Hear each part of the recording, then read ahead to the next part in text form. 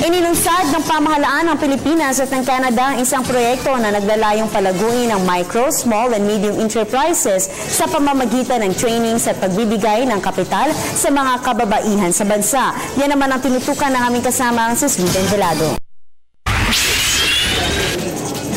Kung dati ay limitado lang sa mga gawaing bahay ang nagagawa ng karamihan sa ating mga Huwana, ngayon ay patuloy nang tumataas ang kanilang presensya sa iba't ibang industriya, partikular sa pagnenegosyo.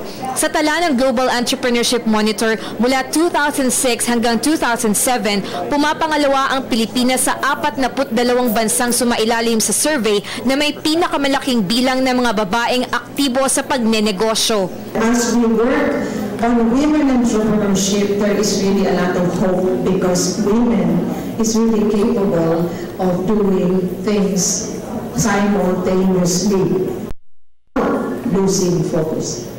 Sa patuloy na pagsusulong ng gender equality ng Philippine Commission on Women, kaisa ang DOST, DOLE, DTI at gobyerno ng Canada, inilunsad ang 320 million peso project for women's economic empowerment.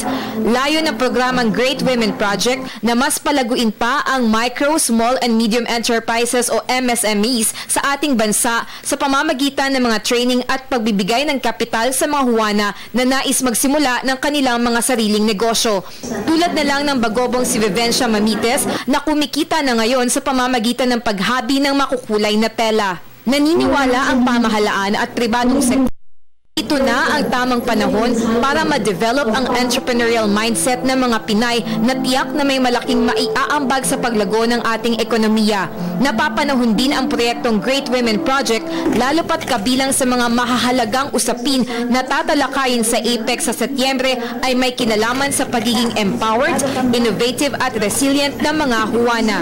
Para sa Telebisyon ng Bayan, ako si Sweden Velado.